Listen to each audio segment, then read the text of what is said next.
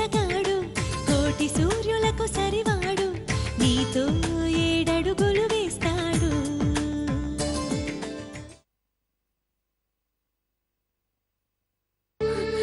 ఇక నేను బ్రతకూడదు. అక్క ఏం చేస్తున్నావు? అక్క అక్క నా మాట. అసలు అక్కకి ఏమైంది? ఎందుకు ఇలా అయిపోయింది? డాక్టర్స్ ట్రీట్మెంట్ ఇస్తున్నారు. కండిషన్ అయితే క్రిటికల్ అంటున్నారు. మనుషుల్ని చంపుకు తినడానికే నీలాంటి వాళ్ళు పుడుతూ ఉంటారు. అందులో వాడు ప్రేమించింది ఒకటి, అది కూడా నీలాంటిది అయి ఉంటుంది. ఇతనికి బాధ అంటే తెలుసా? అది తెలిసిన వాడైతే ఎదుటి మనిషిని అవమానించి ఇలా బాధ పెట్టేవాడు కాదు. నేను ఇలాగే మాట్లాడతానే. అసలు ఎవరు రమ్మన్నారు ఇక్కడికి? ముందు ఇక్కడి నుంచి వెళ్ళండి, లేకపోతే మర్యాదగా ఉండదు. ఇంకొక మాట మాట్లాడితే నీకు కూడా మర్యాద ఉండదు చెప్తున్నా. వరుదిని, ఏ మీ అన్నయ్య అంటుంటే కోపం వస్తుందా? మీ అమ్మ నన్ను మా అమ్మ నన్ను అనేటప్పుడు ఈ కోపం ఏమైంది? ఓ మీరు మీరు ఒకటే కదా. మీరు మాట్లాడితే న్యాయం, మేం మాట్లాడితే తలపొగరు, అంతేగా? దయచేసి ఇక్కడే మాట్లాడొద్దు. ఏదైనా ఉంటే తర్వాత మాట్లాడుకుందాం. ప్రస్తుతానికి ఇక్కడి నుంచి వెళ్ళిపోండి ప్లీజ్. ఏంటి తర్వాత మాట్లాడుకోవాలా? బుద్ధున్న వాళ్ళెవరైనా మళ్ళీ ఇలాంటి వాళ్ళతో మాట్లాడడానికి వస్తారా? ఆల్రెడీ నీ పెళ్లిలో మాకు బాగా మర్యాద చేశారు. వరు ఈ పెద్ద మనిషి నన్ను దొంగ అన్నాడు. ఇప్పుడు ఏకంగా మా అమ్మ నాన్నల్ని నా ముందే నాన్న మాట్లాడుతున్నాడు. చాలు ఈ బంధుత్వాలు చుట్టరికాలు చాలు. ఏంటే చూస్తున్న కొద్దీ ఓ రెచ్చిపోతున్నావు? నా బిడ్డ చావు బతుకులో ఉన్నాడని మా పాటలు మేం పడుతుంటే నువ్వేంటే క్లాస్ పీకుతున్నావు? చాలు ఇక మాట్లాడకండి. వరు ఊరుకోవే. ఏంటిక్కడ గొడవ? ఇది హాస్పిటల్ అనుకుంటున్నారా, ఇల్లు అనుకుంటున్నారా? ఆ గొడవ ఏంటో బయటికెళ్ళిపడండి, వెళ్ళండి.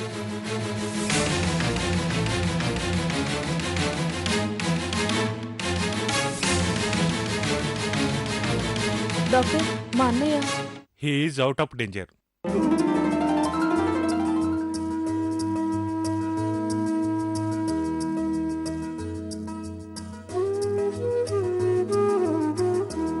కాకపోతే 2 రోజులు అబ్జర్వేషన్ లో ఉంచాల్సి వస్తుంది. ఓ 10 నిమిషాల తర్వాత మీరు వెళ్ళి చూడొచ్చు.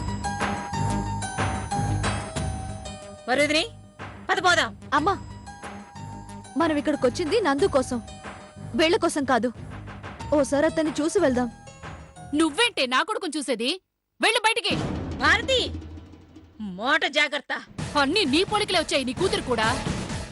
ఆడది ఎలా మాట్లాడాలో, ఎలా ఉండాలో నేర్పించలేదా నీ కూతురికి? ఓమో, మా పిల్లకాయలు బాగానే పెంచినాం, అందుకే ఎవరు ఒక మాట అన్న పడం. ముందు నీ పెంపకం సంగతి ఆలోచించు.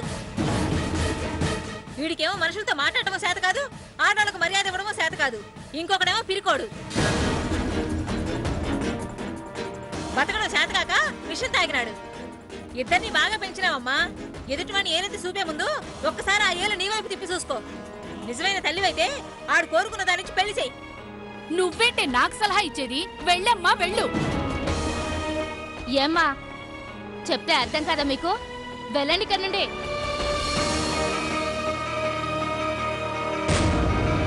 నువ్వు పదమ్మి.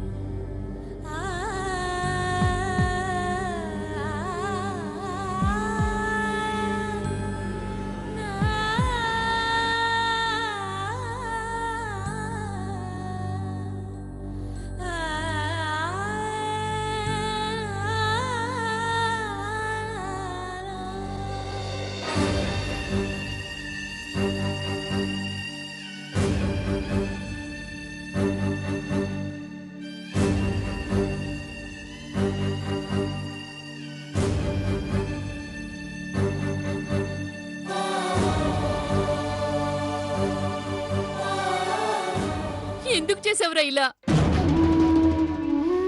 పరువు తీసావు కదరా. మన కాలి గోటికి సరిపోని వాళ్ళు కూడా నానా మాటలు అనేలా చేసావు కదరా.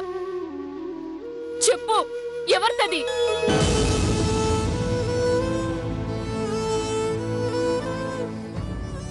ఇలా సమాధానం చెప్పకుండా ఉన్నావంటే నేనే చంపేస్తాను. చెప్పరా, చెప్పు. వద్దులేదా నీకు? ఎప్పుడేం మాట్లాడాలో తెలీదా నీకు? ముందు బయటికి పదా. వీడి సంగతి ఏంటో తెలుసుకుంటే గానీ బయటికి వెళ్ళను. అవన్నీ తర్వాత మాట్లాడదాం. ముందు పదా, బయటికి పదా.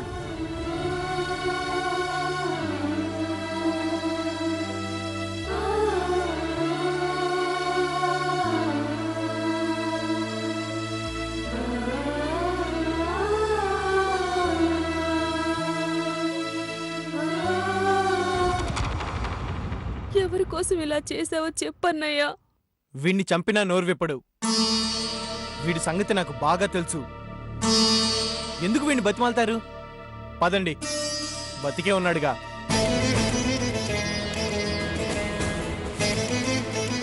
పదండి.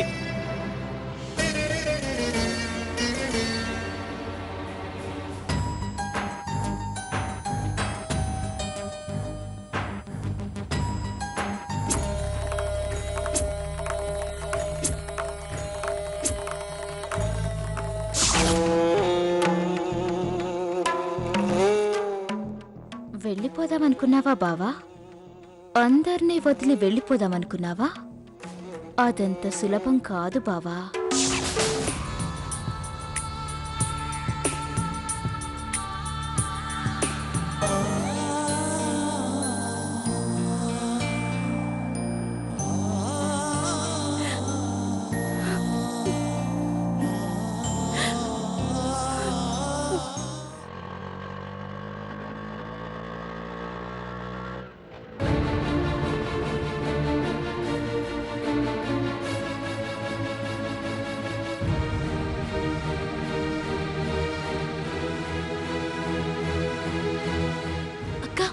అమ్మ వాళ్ళు వస్తున్నారు.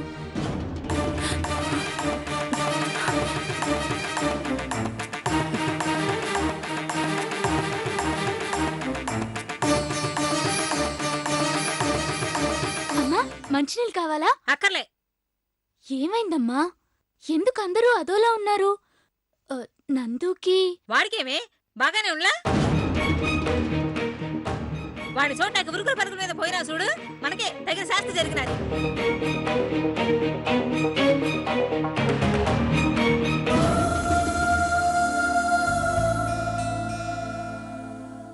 ఏం జరిగిందమ్మా? అదేమైనా పురాణమా? మళ్ళీ మళ్ళీ చెప్పి పుణ్యం మూట కట్టుకోవడానికి, సంతోషపడడానికి. పేరు గొప్ప ఊరు దిబ్బ అని వాళ్ళు వాళ్ళ బుద్ధులును. అది టిప్పే, తలకాయ నొప్పిగా ఉంది. కాఫీ అన్న పెట్టుకుని తాగుదాం.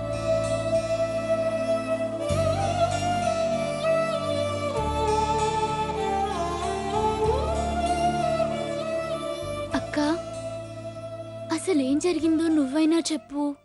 అమ్మ చెప్పింది అర్థం కాలేదా కావ్య? ప్రతిసారి మనం ఆయన వాళ్ళు కావాలని పరిగెత్తుకుంటూ వెళ్తాం, కానీ వాళ్ళు మాత్రం మనల్ని మెడపట్టి బయట గెంటేస్తారు. పాపం ఒకరికి ప్రాణాల మీదకి వచ్చిందని పరిగెత్తుకుంటూ వెళ్ళి ఓదార్చడానికి ఒక మాట మాట్లాడితే అదో పెద్ద నేరం అయిపోయింది.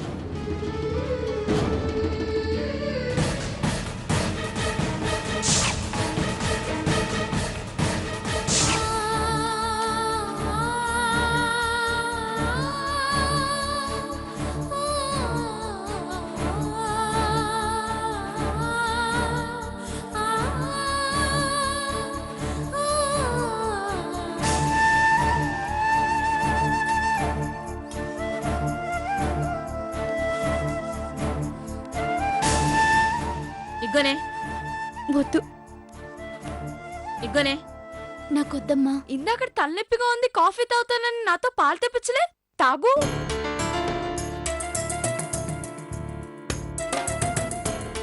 ఎప్పుడైనా మనం ఒక దగ్గర మాట పడినాం, పరువుగా బతుకుతున్నాం కదే. వీళ్ళ వల్ల ఇప్పటికే 2 సార్లు తలదించుకోవాల్సి వచ్చినది.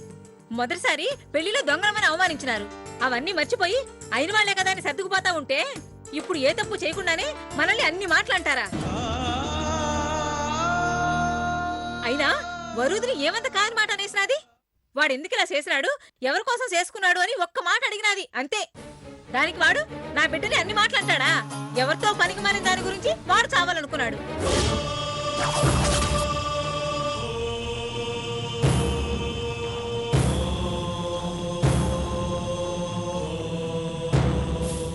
మనకెందుకులే కర్మాన్ని వదిలేసుకుంటే పోయిండ్లా? ఏం చేస్తామమ్మా, మనకు ఆగదు కదా. దారిన పోయే ప్రతి చెత్తను తీసుకుని నెత్తిన వేసుకుని అవమానపడ్డం మనకు అలవాటైపోయింది. ఇక నుంచైనా ఎవరి గురించి దేని గురించి పట్టించుకోకూడదు.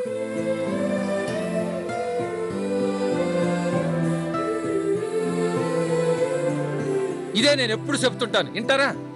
ఎవరెక్కడ సత్యం మనకేంది? ఇక్కడి నుంచైనా మన పనులు మనం చేసుకుందాం, మన బతుకులు మనం బతుకుదాం.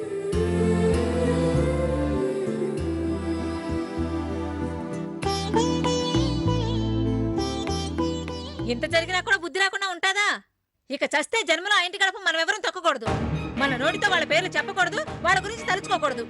వాళ్ళ ఇంట్లో మంచి ఇళ్ళు కూడా ముట్టుకోకూడదు. వాళ్ళు మనుషులుగానే బతుకుతుంటారు. ఒక మంచి లేదు, మర్యాద లేదు. అందరూ గుర్తు పెట్టుకోండి. ఇక నుంచి పొరపాటున వాళ్ళు ఎక్కడ కనిపించినా వాళ్ళ ముఖాలు కూడా చూడకూడదు.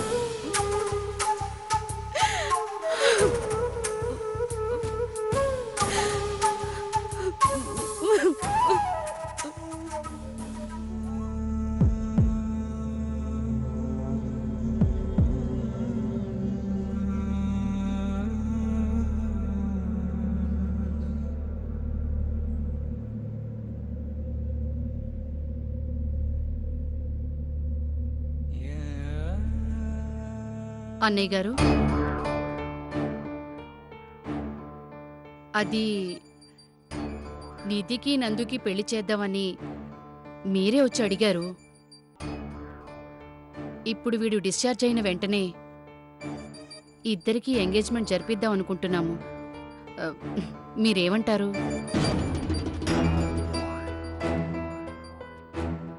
వదినా, నేనొక మాట చెప్తాను, తప్పుగా అనుకోకండి. మీరు శిరీషని మా ఇంటికి కోడలుగా పంపించడానికి ఎన్ని రకాలుగా ఆలోచించుంటారు, ఎన్ని జాగ్రత్తలు తీసుకునుంటారో. అన్ని జాగ్రత్తలు నేను ఒక తల్లిగా నిధి గురించి తీసుకోవాలి కదా.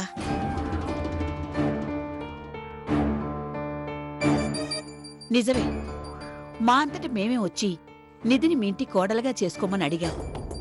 కాని అప్పటి పరిస్థితులు వేరు, ఇప్పటి పరిస్థితులు వేరు. ఎవరో ఒక అమ్మాయి కోసం ప్రాణాలు తీసుకోవడానికి సిద్ధపడ్డ మనిషి నా కూతుర్ని పెళ్లి చేసుకోవడానికి ఎలా ఒప్పుకుంటాడు? ఒకవేళ బలవంతం మీద పెళ్లి జరిపించినా నా కూతురితో కాపురం చేస్తాడన్న గ్యారంటీ ఏంటి?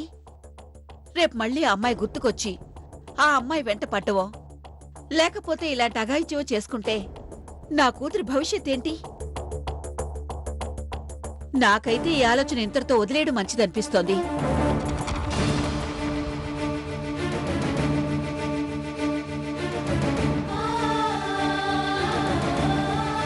సుజాత, నీ ఆలోచనలు తప్పను, కానీ నువ్వు ఒకవైపే ఆలోచిస్తున్నావు.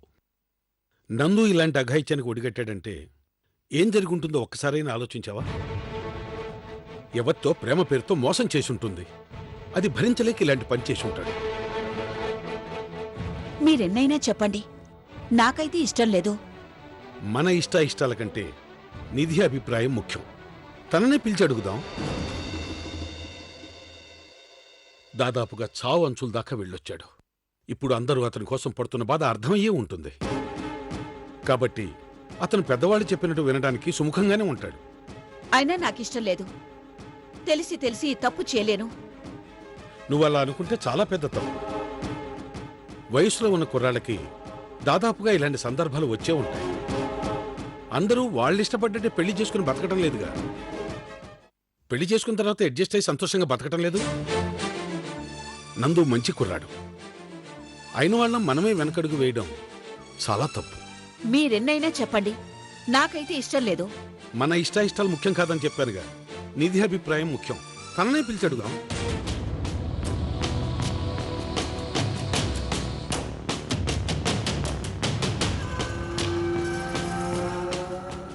చెప్పమ్మా.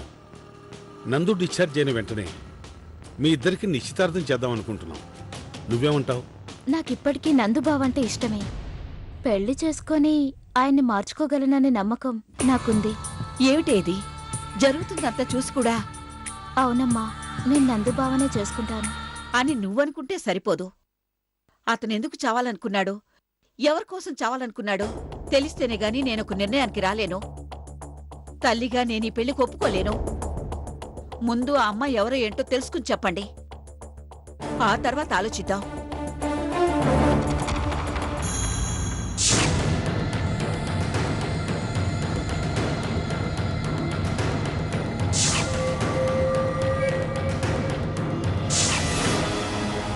ముందదెవరితో తెలుసుకోవాలి. ఎలా తెలుసుకోవడం?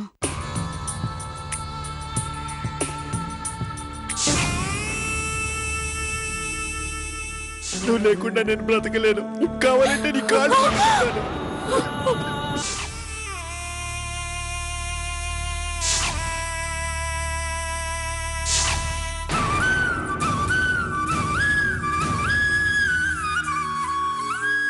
నీకన్నా చిన్నదాన్ని ఇలా మాట్లాడుతున్నానని బాధపడకు. నీకు గౌతమ్తో ఎంగేజ్మెంట్ అయింది. నీకు కాబోయే భర్త గౌతమ్.